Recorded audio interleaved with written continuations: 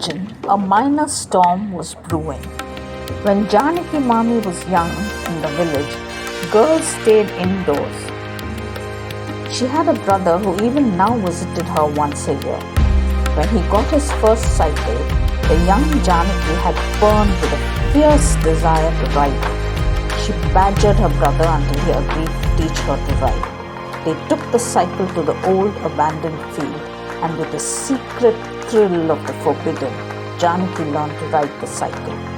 She had never forgotten the cool breeze skimming her hair, then whipping it as she rode faster and faster through the field, round and round and round until she fell exhausted. Now, looking at the cycle, the old devilment returned. She could hardly credit it.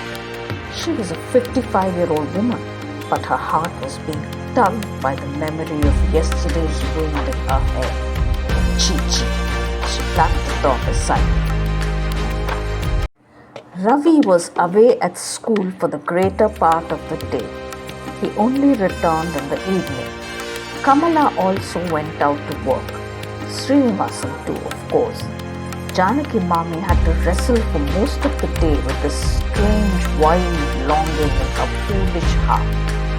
A gusty, playful breeze blew in through the window, tugging at her pallu, and she knew she had lost the battle. After so long, will I still be able to ride it?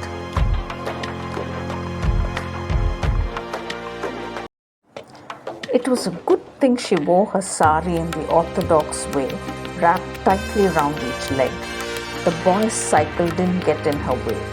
Slowly, clumsily, she got onto the stationary cycle and pedaled. There was a kind of singing in her ears. In a minute, the support stand was kicked up, the cycle was wheeled outside, and she was on it.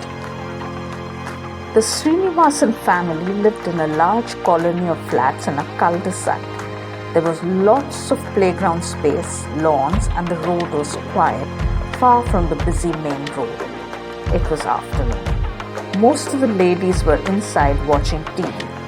In Shanti's flat, her mother was having lunch, while Shanti stood at her bedroom window, idly staring out. Janaki Maami sailed into view, her legs furiously pedaling, her head well down, her pallu billowing up. Shanti uttered a startled shriek, "Amma!"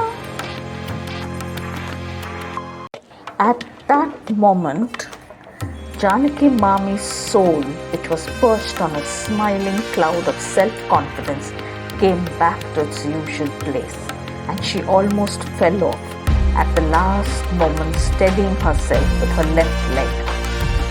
Putting the bike back into its place, she worked out a strategy.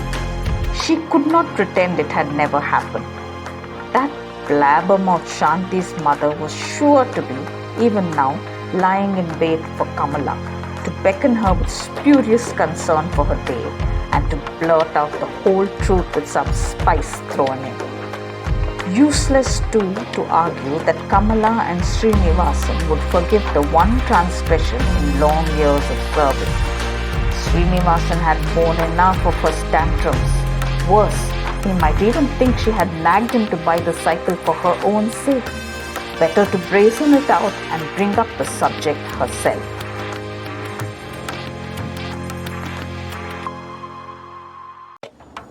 She set the scene with great care. The coffee bubbled in the filter. Even the front hall was filled with its smell. Round circles of pesarattu sizzled on the griddle. If there was one thing Janaki Maami had learnt in all this time, it was that food usually made anything look better. Even a cook riding a bicycle without permission, or an old lady making herself look ridiculous. Kamala came in. As she had suspected, Shanti's mother had got to her first, for she glanced at the bicycle as if looking at it would dissolve disbelief. Janaki Maami did not say a word until Kamala had put away her office bag, changed, and had her tea. Then she began her attack.